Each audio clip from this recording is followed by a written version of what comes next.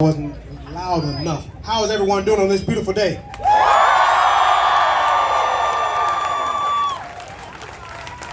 All right, much better, much better. So my name is Bobby. I am going to be kind of providing sound for you guys today. This is what I do. I love this crowd. I get the goosebumps right now, guys. I really do. I mean, seriously, look at it. Look at around. Look at this sea of just people of support.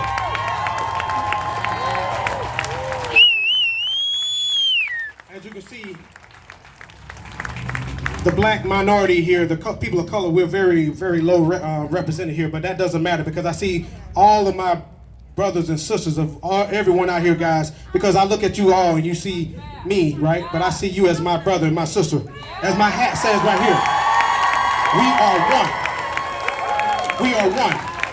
That's what it is all about right here. It starts right here in the heart. Okay, racism is evil. It is a sin. Period, point blank. As my shirt says, right? And you see it right here. That's the only thing that we should be separated by is laundry, right? Otherwise, our colors or skin doesn't matter. It doesn't define who we are or what we actually stand for because we are all one. I love you guys. And right now, we're going to get ready to start with some speeches. Actually, I'm just kind of warming you guys up. I'll come back later. I got something to say. But so we're going to pass it over to Mrs. Tatiana right here. Thank you, guys.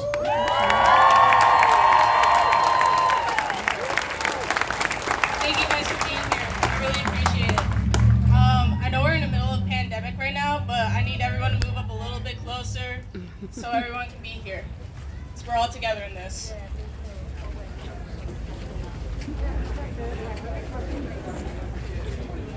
I'm Tatiana Patrick. I live in this community. I work in this community. I went to school at Canandaigua and FLCC. Hold the mic up to your mouth. I am more than just the color of my skin. I have skills and talents. I play double bass in 2 orchestras, one of them being local. I have taught English class in South America from kindergarten to college level.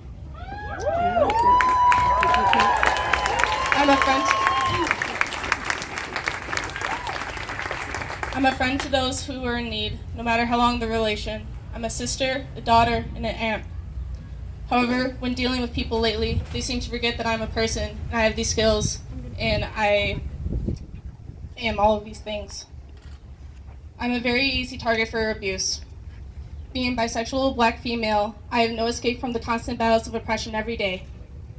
This began at the age 5, when I was a kid, and I couldn't play with the other girls in my school because their parents didn't want them playing with a black kid.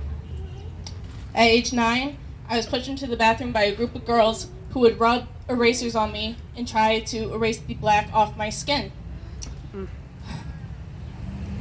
Fast forward to age of 16, my teacher asked me if I was Spanish and was shocked when I told her I was black. She said she was really shocked because I didn't have the big nose or the ashy skin.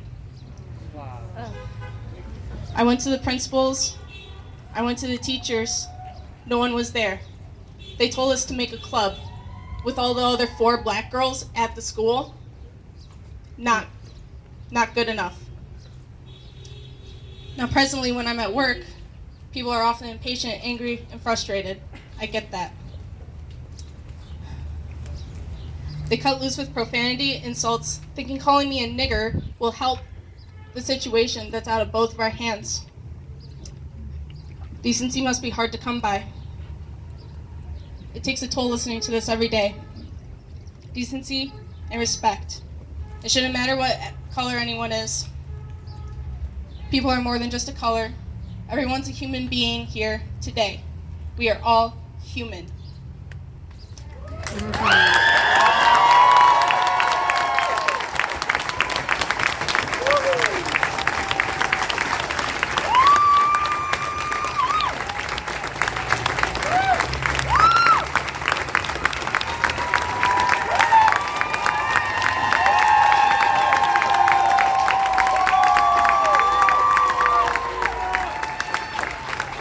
We are here today to say that we stand with the unarmed black men that have been executed by the police. We are tired of living in a system that hates us. Against the threat of vicious dogs, armed military action from our own country, tear gas and pepper spray, we stand for equality and justice, and we protest injustice. This is not new. Just as the fight for civil rights, it's known groups of people have been pretending to be protesters by using vandalism and destroying property. We will not be associated with this. Instead, you will hear the fires in our voices, the pains in the heart, and you will see our tears. I will not go quietly. This is not supposed to make you comfortable.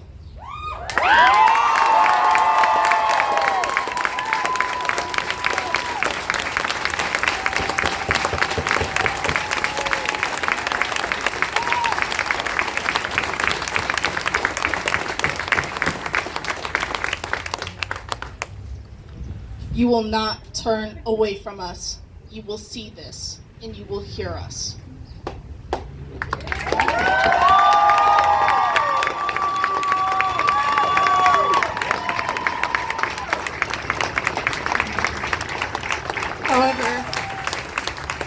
However, there is a way forward.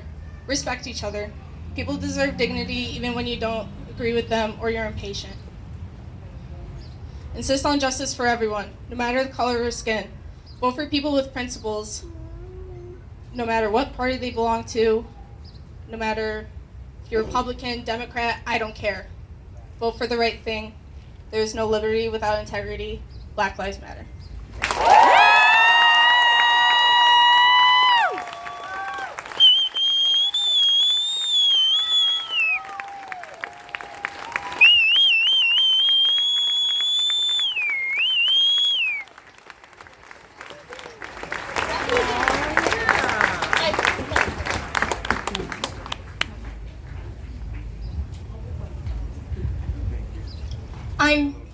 I'm sure a lot of you are wondering why this white girl is speaking when we have all these wonderful black voices that deserve to be heard. My name is Tegan Akoff, and I am white passing, but my father is a black man. I am white passing, but my grandmother is a black woman. I am white passing, but my aunt, my uncles, my cousin, my brother are all black. Over the last few days, I've heard a lot of complaint about this protest. I've heard that our protest isn't classy. I've heard that we should support each other instead to protect this beautiful town. I've heard that Canandaigua is so small that we won't make a difference anyway, so there's no reason to invite danger. My favorite comments, however, are the ones claiming that we don't need this protest at all because nothing like what happened to George Floyd ever happens here. To every white person here, I want you to think back to the last time you were really, truly afraid for your family's life. Why? Were you afraid that they might go on a run? Were you afraid that someone would call the police because they looked out of place? Were you afraid that their check might bounce? Were you afraid that the police would break into their house, that they would be beaten in their own home?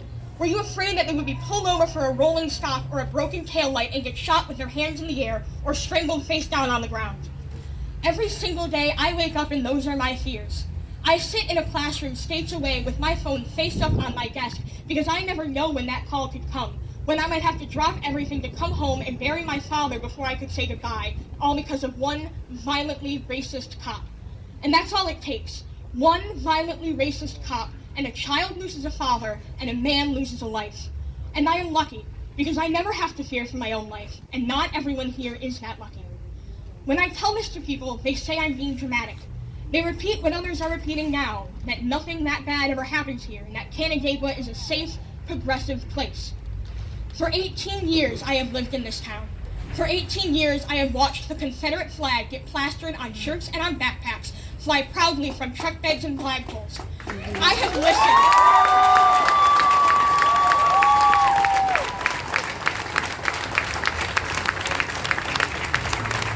I have listened as customers complained about a growing black population and what that means for the image of this city as I bagged their groceries. I heard the N-word tossed out in the hallways at our school with no consequence because there were hardly any black students around to get offended. I stood in front of my 10th grade history class in my best shirt and dress shoes, advocating pro-slavery for 15 minutes because that's what I was assigned to do, because it was worth a big part of my final grade, and because I look white and I'm only half black, so I shouldn't have been offended by it. Don't tell me this city is a safe place, a progressive place, when I look racism in the face every day I walk down the street or go to work, and when others have to fear for their lives because of it. Don't tell me it isn't my place to worry about the safety of my family and my friends and my community. Don't tell me it isn't my place to speak up when there is injustice against an entire race of people because you think it doesn't affect us here. This right here, this is my place. This is our place.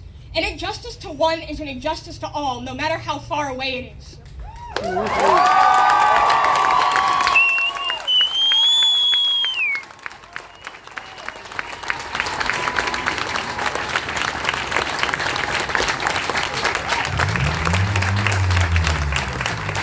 Racism knows no property lines. Police brutality knows no property lines. Systematic racism knows no property lines, and injustice knows no property lines. Blatant hate crimes or police brutality are not the only tells of racism.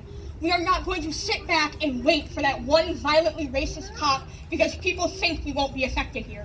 We are not going to wait for a black person to get shot, to get strangled, to get beaten to death by a police officer in this county.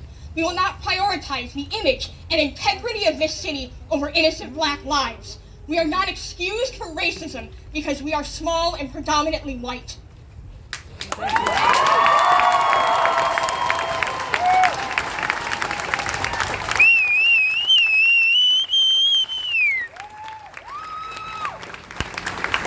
We march today for police reform.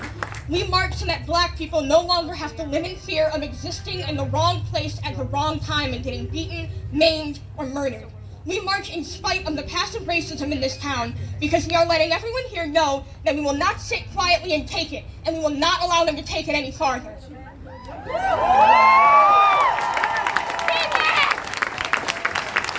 I mentioned being scared for my family. As far as I'm concerned, every person who has come out here, every protester protesting around the world, and every black person is my family. We need to do better, and every person here is already fighting to do better. Thank you for coming out today, and stay safe.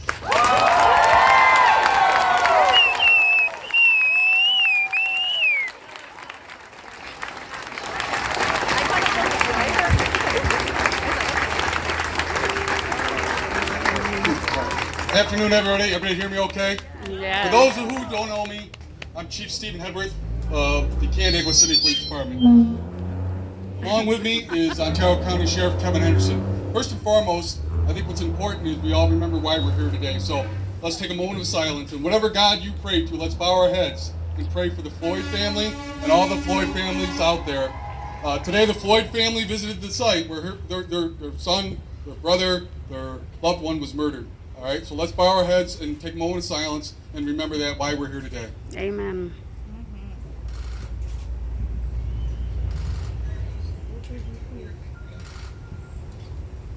While I'm up here, I'd like to recognize some, I'm not here alone today.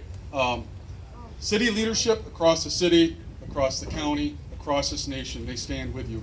So I'd like to recognize the city manager, John Goodwin, who's here with us today. Mayor Bob Palumbo for the city of Canandaigua is here today. Former Mayor Ellen Palomini of the city of Canandaigua is here today. D.A. Ritz and several of his ADAs are here today. If I'm not mistaken, Jamie Farr was floating around here today, the superintendent of the Canandaigua School. I tell you that so you know that you stand united. First and foremost, people are surprised of why are the police here? Because I'm a human being first. I wear a blue uniform, but at the end of the day, when I take it off, I'm a human being. I'm a father of 4. I have a loving family. I come from Italian immigrants. There's a story behind everybody, and I tell you that because we have to stop looking at it as what does a skin color mean? It's a skin color. That's all it is. When I watched that 8-minute video, I've never been more horrified in my life to see what I saw, because that's a human being. I cannot in my mind fathom how one human being can treat another human being like that. And I think we need to remember that in life in general. We're all human beings, and the respect and the love that we all expect and want, that's common among us. Our skins may look different, the gods we worship, our sexual preferences, whatever it may be, we're all different, and God bless us for that. That's something we should embrace. So I'm here today. When I called Kidda, I said, you know, I would love to take part because I want to represent the Canandaigua community. I want people to look at the Canandaigua community and say, that's how you hold a protest. That's how you channel passion and desire and anger. That's how you channel it. Amen. So let's make some noise so people in Yates County can hear us. And Seneca, Monroe.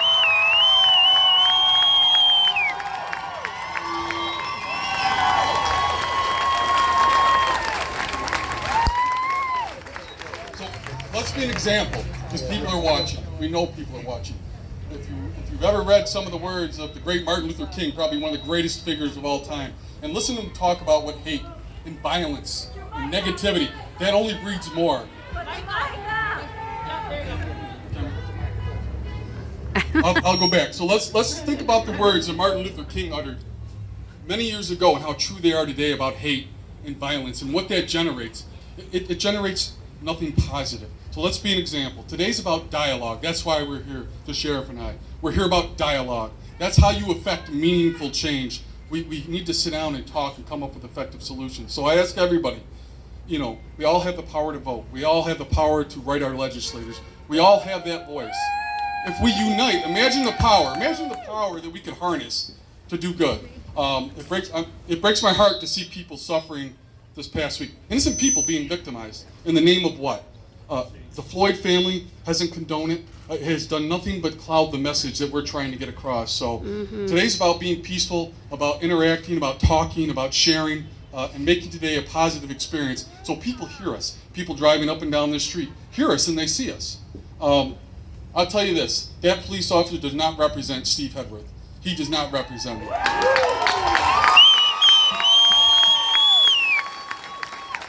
He does not represent the great women and men and women in the building on the top of the hill. He doesn't represent the people at the Sheriff's Department. There's over roughly 800,000 police officers in this country, and I refuse to let the bad apples define who I am and represent me, because that's not what I'm about. So,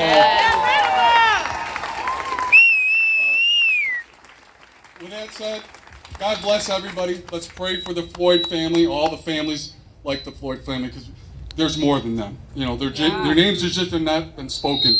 In the darkness, there hasn't been no light shined on those situations. So, with that, I'll turn it over to Sheriff Henderson.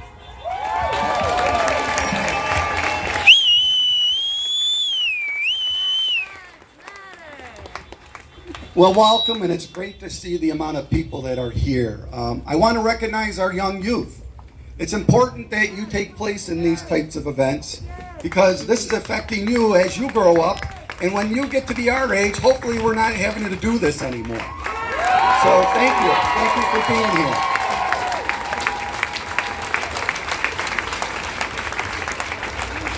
You know, I look around at all the signs, and you're absolutely right in your message. I see one back here. Hold it up.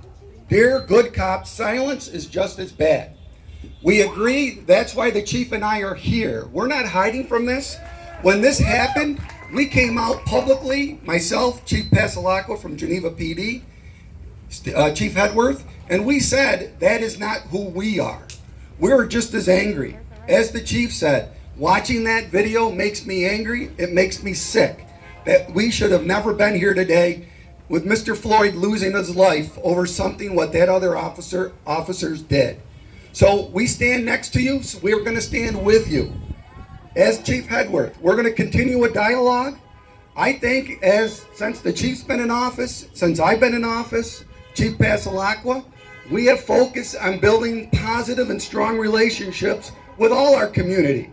Not only our African American community, our Hispanic community, but also the LGBTQ community.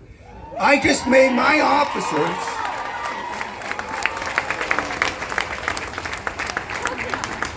I just had my deputies that I'm responsible for. I have roughly 300 deputies in my office. I had my deputies attend mandatory training in diversity in dealing with the community because you can't go in there with a stigma. I won't tolerate it. We'll continue to look at what we can do better for you. We're here for you. You need us and we need you. So we do hear this. So we do hear you. We're with you. We're going to march with you when we go up Main Street, because it's important that you know, with my deputies and with the chief's officers and all the other police officers in Ontario County, we're hearing you, we're listening to you, and we promise going in the future, we will have more dialogue and making sure that this does never happen in this county. Thank you very much.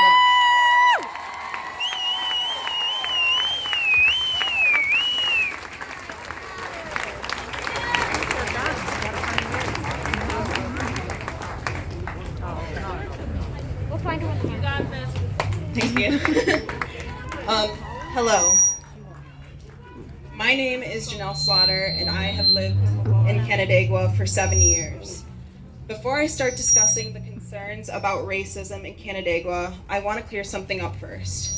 For those of you who participated in the Facebook group discussion yesterday, I am sorry that I caused some debates and drama, but I will not apologize to the white people who had a different opinion. I will not be appreciative of the fact that you let me speak here today. I won't thank you for being here. I believe that it should be a normality for white people to support black people, which is not common around here.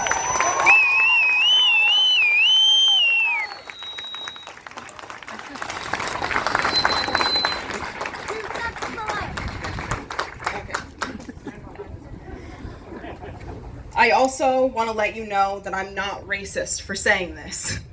I had concerns about this protest and the people participating in its true intentions, because I've seen people's true colors in this town, and I have every right to be apprehensive about this.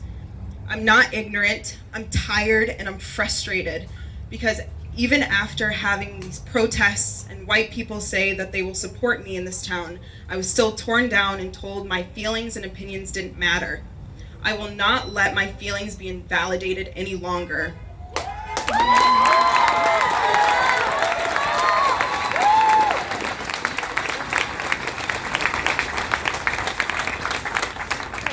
I wish I could talk about the many protests and riots that are happening around the nation and recently around the world, but I would need all the time in the world to list off all the things that are going wrong in this country. I think that it would be better to focus on the local racism in this town, because change starts small. I will say one thing though. I wholeheartedly believe that if you are able to watch those videos of black lives being taken away or abused and still won't say anything or make excuses for the police, you don't care about black lives.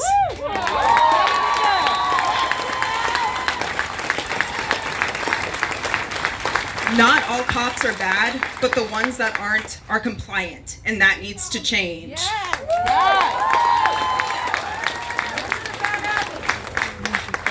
I moved around a lot as a kid, and I moved to Canandaigua when I was 13. I have lived in California, North Carolina, Japan, and Spain, and I have never had a place treat me the way that Canandaigua did. I never really understood I was different until I got here. The first form of racism my family experienced here was when my brother received death threats and was told that he needed to be lynched and needed to sit in the back of the bus because he was dating a white person. My family let it go because it was just one guy and it couldn't be that common, right? I didn't understand the magnitude of the situation until I entered high school and realized that my brother had to deal with Confederate flags and people screaming racial slurs through the hallway.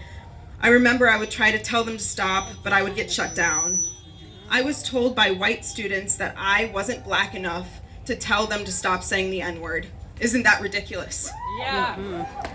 I was petted like a zoo animal when I would try anything different with my hair, and if I ever told someone to stop, I was just being angry for no reason.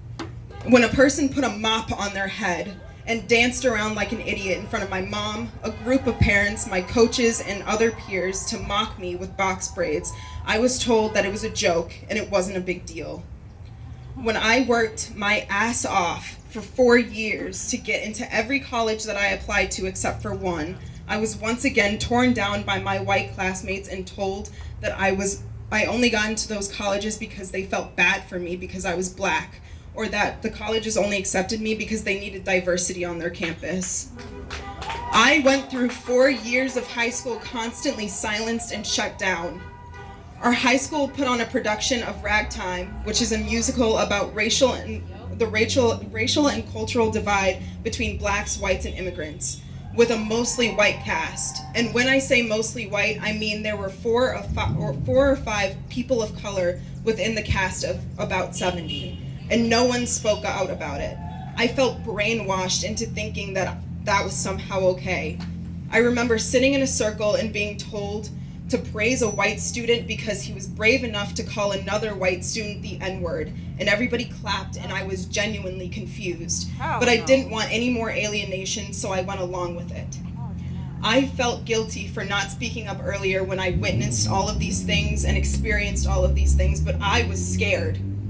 I think a lot of the people in high school that weren't white were scared of being left out or made fun of or bullied. So instead, we joined in our own discrimination, and the school did nothing about it. They sat back and let all of this happen.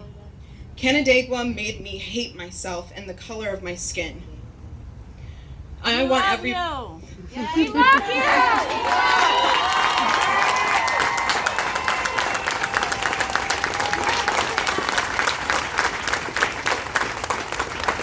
I want everyone to know a couple of things.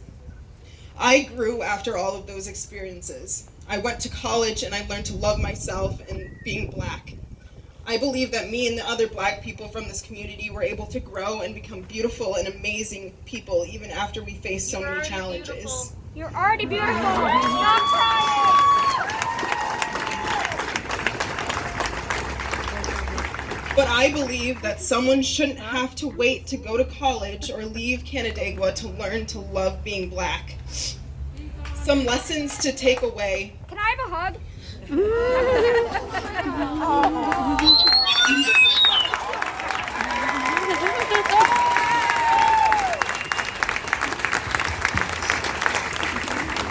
Some lessons that I want you all to take away from this. If you are white in this town, you need to check your privilege and think before you speak. Amen. It's something that we all need to work on, and if you are truly willing to change, it starts there. Another thing is, if you are raising children in this town, please talk to them about these issues. Children aren't born racist, they're raised racist. Yeah.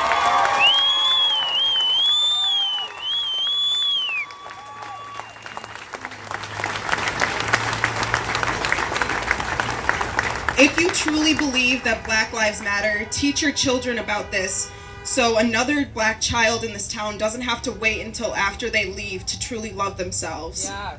Please do not let history repeat itself. Say it louder, girl.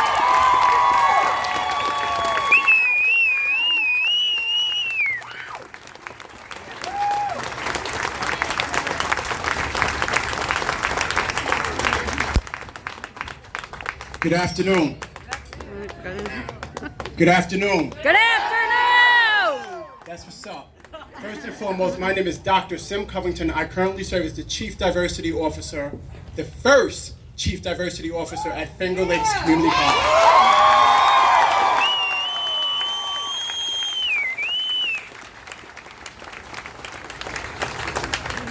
I want to share something. And what I want to share is the following. When I got the job here, you know what I was told as a black man? Let me give some stats. 6'5", 300 pounds, African American. Yes. That's a football. Why does that? That is some football numbers. I agree with you. Why do I share that information? Because the people who are getting killed look like me. Mm-hmm. The people who are getting killed look like me. And there are so many people out here who want you to buy into the narrative. But there's something that I want to show right now that we have right here in Canandaigua. Then I'll get into what I was told before moving here. Right here in Canandaigua, we have white people in this audience that recognize that Black Lives Matter.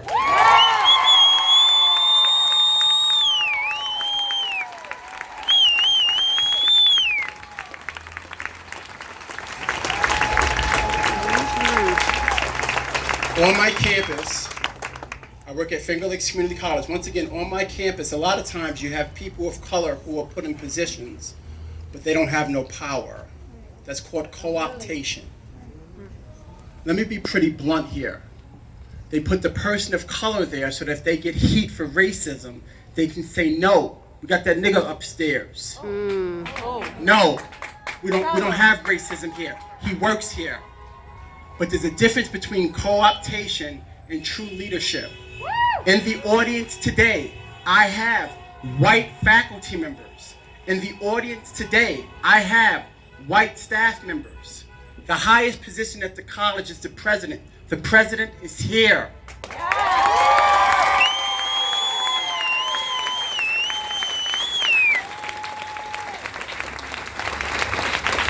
I share that to say that that means something. When I moved here, you sure you want to move there? First and foremost, just to chop this up very quickly, when I moved here, the real question was, though I got the job at the college, am I sure that I want to live in Canandaigua? That speaks volumes. Mind you, I live in Canandaigua, right? But regardless, that speaks volumes. Things that have happened since I've been here. I'm very proud to say that I'm a Rotarian. Thank you very much. When I walked in the room, I was the only black face. If I jumped off assumptions, I would automatically, they don't want me here. That's not true. Don't buy into the narrative of hate. Don't buy into the narrative of racism. Every white cop is not racist. Every white face you see. What we see here right now is clearly indicative that there are people who are from the majority that genuinely care. They are here now.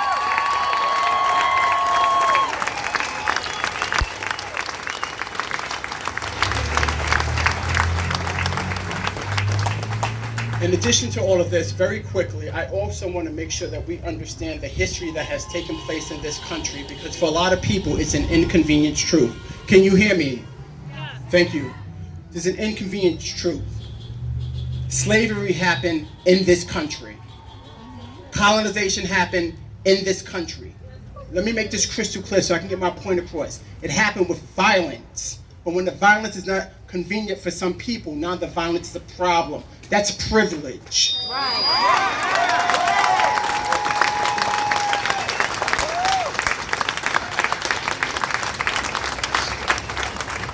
When people say, what can I do? Sim, what can I do? I'm the highest ranking person of color at the college. What can I do? You know what you can do? This is what you can do.